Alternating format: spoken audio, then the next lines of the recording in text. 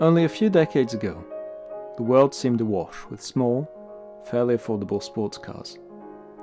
But changing times and fashions have driven the small, affordable sports car out of production. British sports car brands of old have either gone bust or been bought up by Asian conglomerates. Automotive YouTube is awash with low-production, unaffordable hypercars, which to the average viewer are destined to be nothing but a wistful dream. We here at Middle Class Vroom have gathered together two very different takes on the modern, four-cylinder sports car.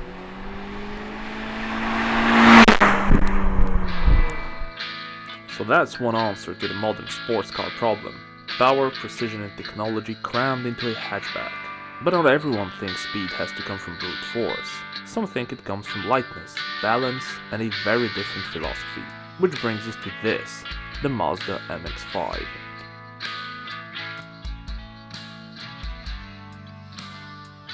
So the MX-5 is small, simple and charming.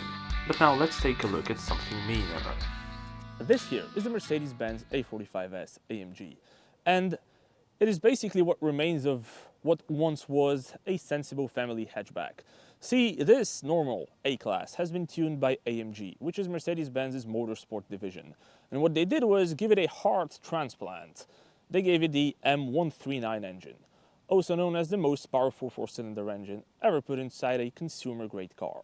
It boasts 421 horsepower and 530 Newton meters of torque that are put down through an 8-speed dual-clutch automatic gearbox with launch control and drift mode that come as standard. This car can take you from 0 to 60 in less than 4 seconds, 3.8 to be exact, and that is without using launch control. This car has basically no aerodynamics, an acceleration that can make your driver's license feel anxiety at the thought of you pressing the accelerator, and brakes the size of a Costco pizza. No weight saving was really done here. Mercedes-Benz's only objective was make the fastest hatchback that there is, point blank. And this is what they did. This is basically a Lotus Elan. In the 1960s, British sports cars were known for a few things. The first was lightweight.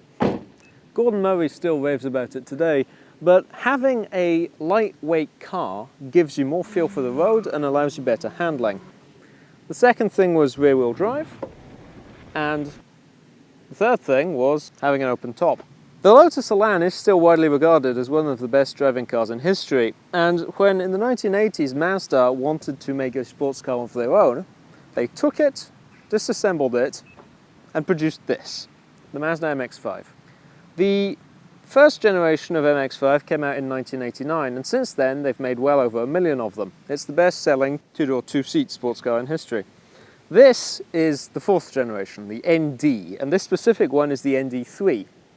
It shares most of its ethos and DNA in common with the original car, but it does have a few select changes. Firstly, under the hood there is a 2-litre four-cylinder engine, the same size as that in the AMG. However, this one only produces 189 naturally aspirated horsepower. At the rear, there is a limited slip differential, which allows you, well, to power slide. The engine is significantly different from previous iterations of the MX-5, which were limited to about 130 horsepower. Other than that, it's basically the same car. There are very few modern aspects to this, and that is what makes it so nice to drive. It's the antithesis of the AMG because it is fairly fast, very reliable, and completely usable on the public road. Now, let's take the Mercedes for a test drive. So, in the 1980s, Volkswagen invented the Golf GTI. It was a hot hatch, the first of its kind, and a major success. It combined the practicality of a hatchback, so with 3 seats in the back and a boot, and the sporting characteristics of a two-door, two-seat sports car. It allowed you to take your 1980s designer furniture back home in style and at great speed. The hot hatch has stayed around ever since, and Mercedes came up in 2019 with this, the A45S, which blurs the line between a hot hatch and a hyper hatch. And that is because this car has the practicality of a Pagani Zonda and the acceleration of a Ferrari 458. You can feel everything that's going on with the road. You can feel every single bump. You can feel every single speed bump. You have to slow down tremendously for speed bumps because the car sits 10 centimeters off the ground, which is exactly the same as a McLaren Speedtail. And this means that you have to plan your trips in advance. You cannot just go somewhere, because if you encounter a large speed bump, you can't cross it. You need to turn around and, well, come back to where you came from, or find an alternative route. So, literally, when doing a take earlier of this exact sequence, we encountered a large speed bump and had to physically turn the car around. So, it is not a practical car, and in that regard, it does kind of lose the initial appeal of the hot hatch, because it doesn't have the practicality of a normal hatchback, all while having the driving dynamics not of a sports car but of a supercar, which means that it's not actually usable on the public road. You cannot accelerate for any meaningful length of time in this car without risking losing your license. And the problem with that is that Mercedes-Benz over-engineered this car a lot, which means that right now we're in comfort mode and acceleration literally makes no sense. You can reach speeds at which you can get your license revoked easily in comfort mode by sitting on the accelerator for precisely 2 seconds. And this car, although you feel very much connected to the road, has a really treacherous feel to it. As in, yes, you're feeling the road, but you also cannot feel where your grip ends. It is very blurry. Because you have a very stiff suspension, even in comfort mode, which is what we're currently using, and you have a stiff indeed, yeah. And you have a very soft steering response. Now you can stiffen it up if you turn the sport mode up and you go up to race mode, but it is entirely useless to do that on a public road, because that is also going to tune the ECU, and then this basically becomes undrivable. And the problem is, you cannot really limit test the grip. With the Mazda Miata, you can have fun on a back road, you can feel when your car is going to slide or when you're about to oversteer, and you can just lower your pace. With this car, it's very binary, and by the time you feel that you're going to understeer, you're probably already in a tree. And that makes the drift mode make even less sense than it does on most cars, because this car does have torque vectoring mode. And yes, because Mercedes-Benz equipped this with a drift mode. It comes as standard, and what that means is basically a torque vectoring mode, which makes the engine regulate its power through the rear differential and modulate the power that it sends to the rear wheels, which means that you can make the car slide. And that is the entire problem of the drift mode. It is not really a drift mode, it's more of a power slide assistant. Because since it's a hatchback, fundamentally, and it has the wheelbase of a hatchback, which means that you cannot really drift it, because the wheelbase is too narrow. You can just power slide it, but in order to power slide it, you have to drive really fast. And you have to drive at a speed which is not only difficult to actually reach on a stretch of public road, it's also highly illegal. So if you manage to avoid having a crash, you also risk losing your license. Which leads to the fundamental problem of this car, which is, what's it actually made for? I mean, it's not practical on the road, because on a back road you end up going very fast. It's not particularly practical for going to the shops, because you have to avoid the speed bump that leads you there. And on a racetrack, well, Yeah, actually it is pretty good on a racetrack. But it's no longer really a hot hatch. Well, you see, if you take a good look at the Mercedes-Benz R63 AMG, you're going to inevitably come to the exact same conclusion. True. What purpose does it serve? Because why would you put the V8 of the Mercedes-Benz C63 AMG inside a family sedan? Why would you do that? And I don't think that Mercedes-Benz really found the response to this question. But It just asked why not. And the answer is very simple. This. You cannot do this in a Golf GTI. You just cannot. Or the MX-5. And now, let's see what the Mazda feels like when you're actually driving it. Now, what does it feel like to be a passenger in the Mazda MX-5 ND? Well, it feels like you're holding hands with the driver. And that is because we're sitting so closely together that at this point I might as well be shifting gears for him. And speaking of the gear shifter, it is right next to my knee. But what is touching my knee is the handbrake. And you're probably wondering, why is the handbrake touching my knee? Well, it is because this car is originally Japanese, of course, and Japanese cars are right-hand drive, which means that the handbrake is right here. And the handbrake is an absolutely monumental intruder in my passenger space. And that is because this car was trying to save weight. But there is no carbon fiber. There is no fancy polycarbonate alloy that allowed them to save weight. It is just plain old tricks. For example, the windshield has holes in it.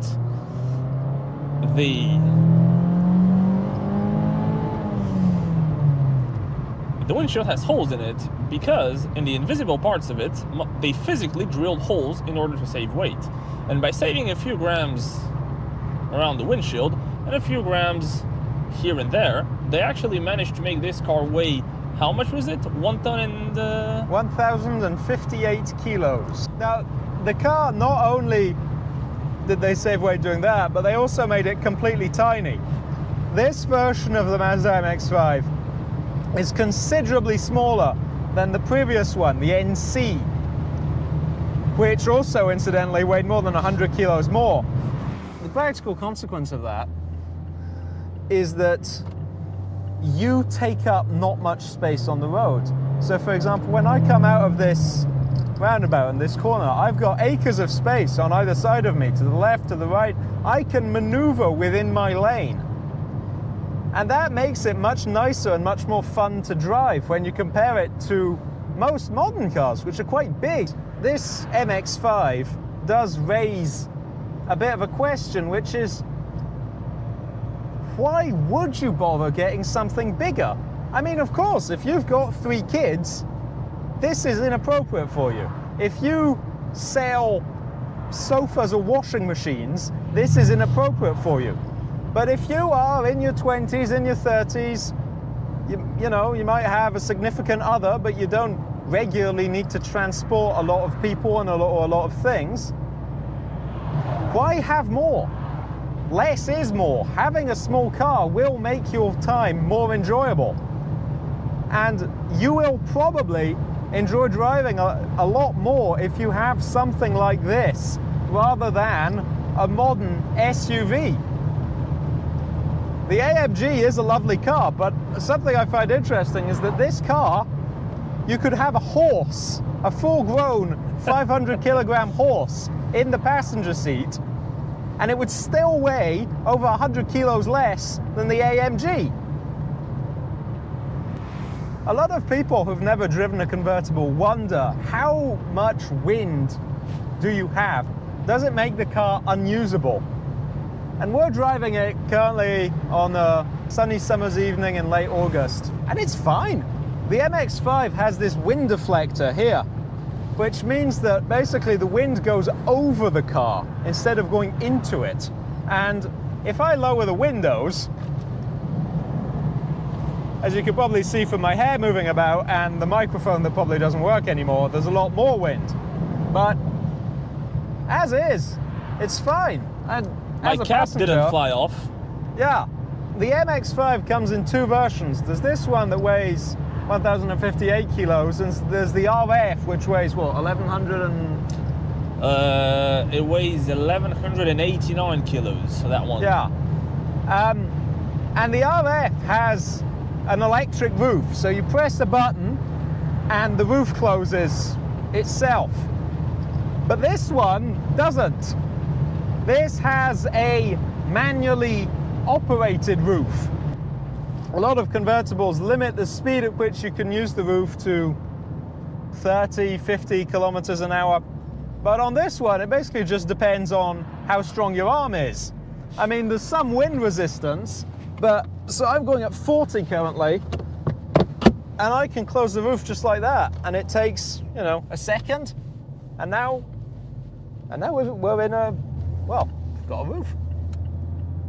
The car is no longer a convertible. Yeah.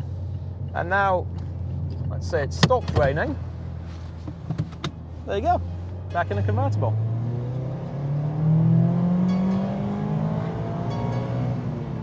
What have we learned from all of this? Well, both cars are the compromise. The MX-5 is a two-seat lightweight convertible sports car. If you're over 6 foot tall, you'll probably struggle to drive it. Road noise on the motorway can be a bit of a pain, and listening to podcasts at 130 kilometers an hour with the roof open is nigh on impossible. Although, with the roof closed, this issue basically goes away. The boot is a great shape, making it surprisingly usable.